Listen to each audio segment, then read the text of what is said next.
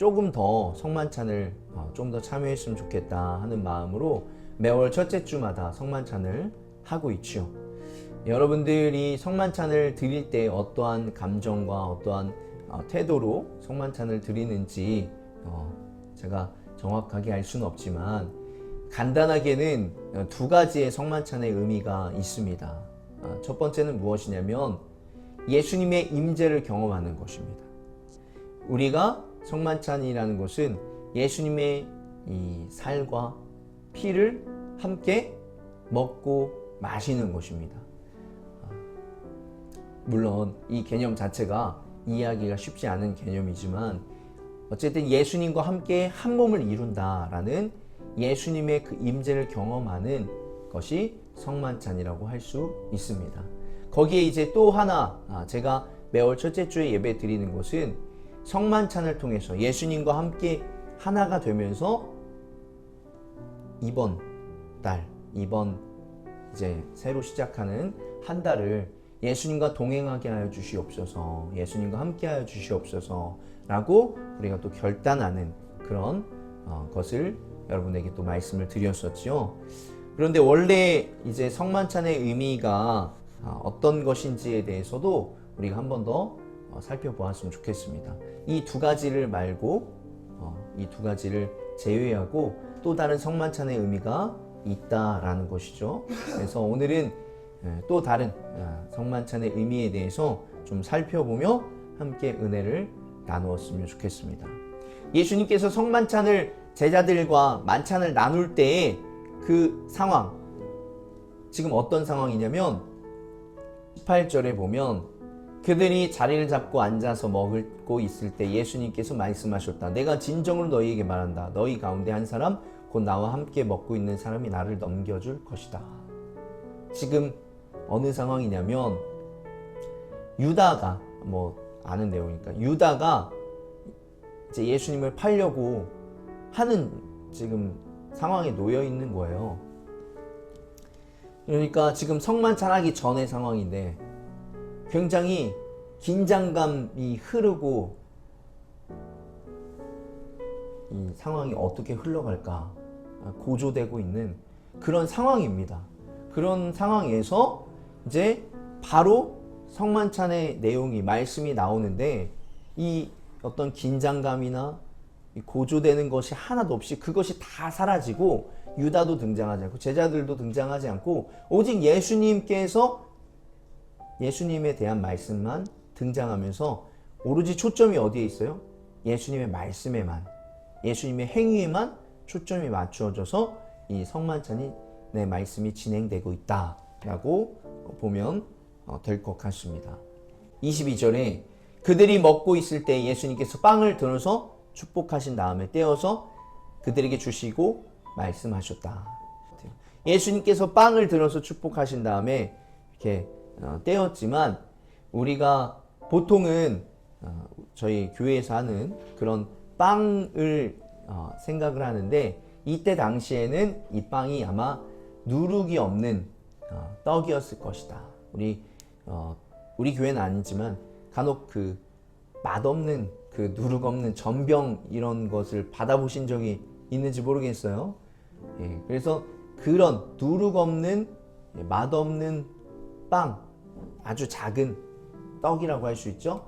그것을 나누어 주셨다라고 할 수 있을 것입니다.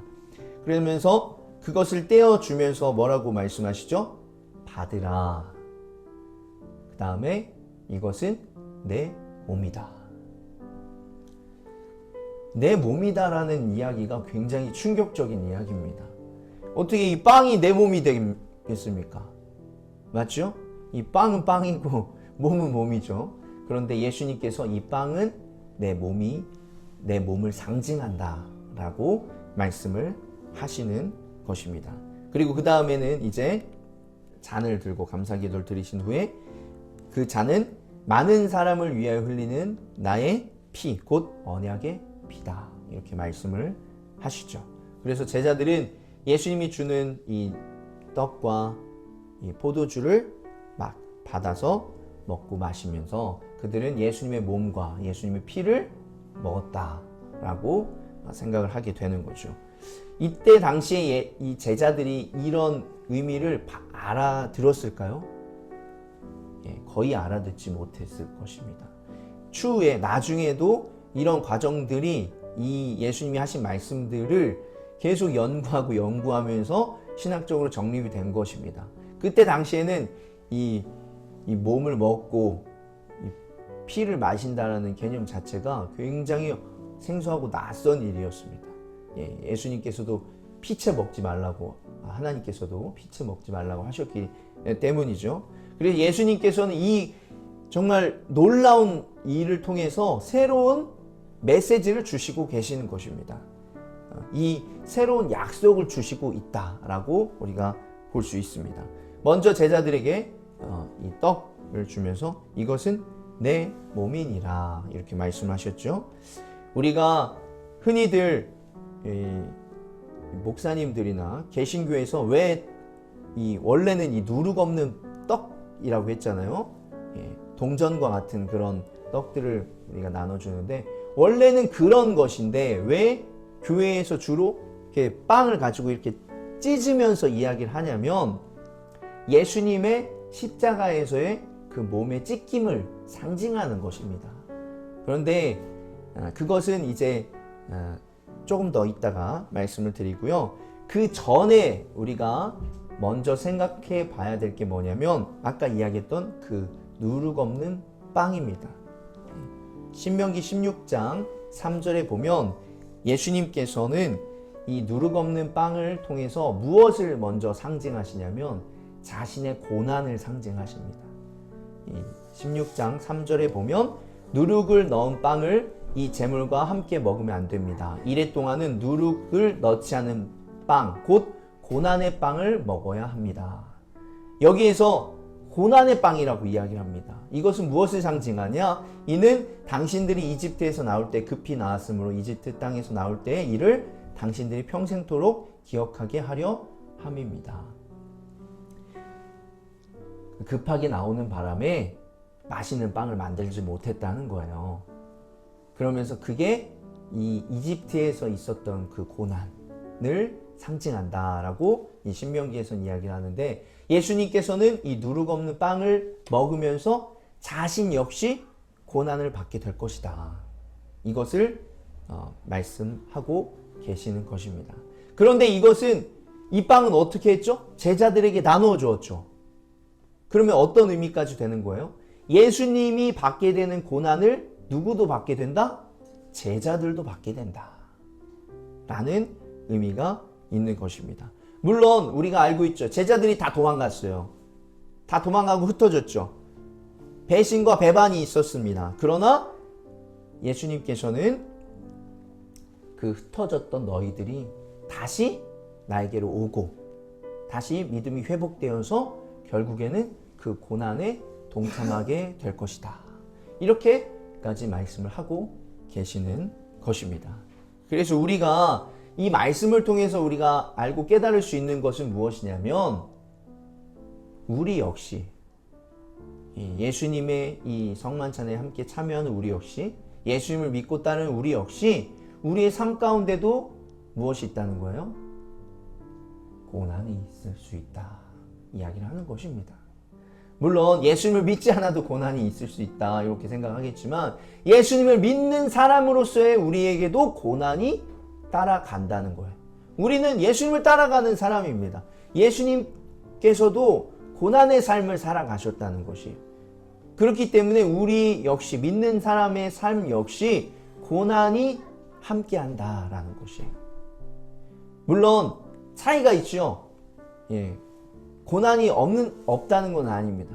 고난이 있지만 그 고난으로부터 하나님께서 예수님께서 이겨내고 또 승리하게 해주실 것이지만 고난이 없다라는 것은 아니다라는 거예요. 우리가 교회를 다니면서 신앙생활 하면서 다 어떤 마음으로 오죠? 이 힘들고 어려운 고난의 가운데에서 벗어나기를 그러면서 신앙생활 하는 분들도 많이 있습니다. 그런데 여기에서 이야기하는 고난은 좀 더 구체적으로 말씀을 드리면 그리스도인으로서 겪는 고난을 이야기하는 것입니다. 우리가 어떤 세상이 주는 고난들은 교회를 다니나 안 다니나 동일할 수 있어요. 그리고 세상이 주는 고난들은 교회를 다니면 또 회복이 될 수 있습니다. 그러나 교회를 다니면 이제 어떤 고난이 있는 거예요? 그리스도인으로서 하나님을 믿음으로써 오는 고난들이, 어려움들이 우리에게 또 찾아온다라는 것이에요. 그것을 여러분들이 피하려고 하면 진정한 그리스도인이라고 할 수 없습니다. 왜 그렇죠? 예수님이 역시 고난의 길을, 그 좁은 길을 걸어갔기 때문에, 그 십자가의 길을 걸어갔기 때문에 우리 역시 그 좁은 길, 그 십자가의 길, 그 고난의 길을 함께 걸어갈 수 있어야 된다라는 것이에요. 그렇게 이야기하면 여러분들에게 굉장히 큰 부담을 주는 것일 수도 있겠지만, 우리가 신앙인으로서 우리 세상 가운데에서 우리가 겪는 고난들이 분명히 존재한다라는 것을 여러분들이 기억하시길 바라고요. 또 여러분들이 만약에 그 고난의 길을 지금 내가 가고 있다라고 한다면 여러분들이 잘 가고 있다라는 것입니다. 내가 그리스도인으로서 겪고 있는 고난들이 있다면 그 길 지금 잘 가고 있다. 그렇기 때문에 계속해서 갈 수 있었으면 좋겠습니다. 그리고 이제 예수님께서 잔을 제자들에게 주시면서 감사드리신 다음에 그들에게 주시니 그들은 모두 마셨다. 그리고 예수님께서 말씀하셨습니다. 이것은 많은 사람을 위하여 흘리는 나의 피, 곧 언약의 피다. 이것은 출애굽기에 24장 8절의 말씀을 이야기하고 있는데요. 모세가 피를 가져다가 백성에게 뿌리며 말하였다. 보십시오. 이것은 주님께서 이 모든 말씀을 따라 당신들에게 세우신 언약의 피입니다. 이 언약이라는 말이 좀 어렵죠? 쉬운 말로 얘기하면 약속이라는 의미입니다. 약속. 어떤 약속이죠? 지금 이 출애굽기에서는 이 지금 시내산에서 하나님께서 이스라엘 백성들과 약속하는 거예요. 나는 너희 하나님이 되고 너희는 나의 백성이 될 것이다. 이 약속을 하는 것입니다. 예수님께서 이 지금 새로운 피로 어떤 약속을 하신다는 거예요? 자신의 그 약속과 연결을 시켜가지고 말씀을 보면 이것은 많은 사람을 위하여 흘리는 나의 피, 곧 언약의 피다. 이렇게 말씀하시면서 본인 역시 이 피를 통해서 새로운 약속을 하신다는 거예요. 예수님께서 그러니까 구약에서 이스라엘 백성과 하나님께서 맺은 그 약속을 예수님께서 재갱신해서 다시 이제 우리들과 예수님과 함께 약속을 하신다는 거예요. 이 약속은 어떤 약속이죠? 그러면 예수님께서 십자가에서 물과 피를 쏟으시면서 우리가 그 예수님을 믿고 믿음으로 나아갈 때 우리는 새로운 구원을 얻게 된다는 그 새로운 약속이라는 것입니다. 예수님을 믿음으로 우리가 구원을 받게 된다. 예수님을 믿음으로 우리가 죄로 인해서 자유함을 얻을 수 있고 죄가 용서함을 받을 수 있다. 예수님의 그 십자가의 사랑, 그 새로운 약속을 예수님이 이 피를 통해서 하고 계시는 것입니다. 그래서 과거에 이제 예레미야 31장 31절부터 33절을 보면 그때가 오면 내가 이스라엘 가문과 유다 가문에 새 언약을 세우겠다.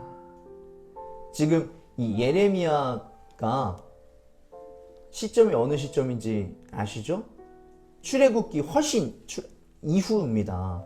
그러니까 예언을 한 것입니다. 예언을. 근데 새 언약을 세우겠다라고 말씀하시는 거예요. 그 새 언약의 주인공이 누구인 거예요? 예수님이신 거예요. 이것은 내가 그들의 조상의 손을 붙잡고 이스라엘 땅에서 데리고 나오던 때에 세운 언약과는 다른 것이다. 내가 그들의 남편이 되었어도 그들은 나의 언약을 깨뜨려 버렸다. 나 주의 말이다. 즉 예수님을 왜 다시 이 땅에 보내시고 새 언약을 맺으셨죠? 이스라엘 백성들이 하나님을 버렸기 때문이다 라고 이야기를 하는 것이에요. 그래서 33절에 보면 그러나 그 시절이 지난 뒤에 내가 이스라엘 가문과 언약을 세울 것이니 나는 나의 율법을 그들의 가슴 속에 넣어주며 그들의 마음판에 새로 새겨 기록하여 나는 그들의 하나님이 되고 그들은 나의 백성이 될 것이다. 나 주의 말이다.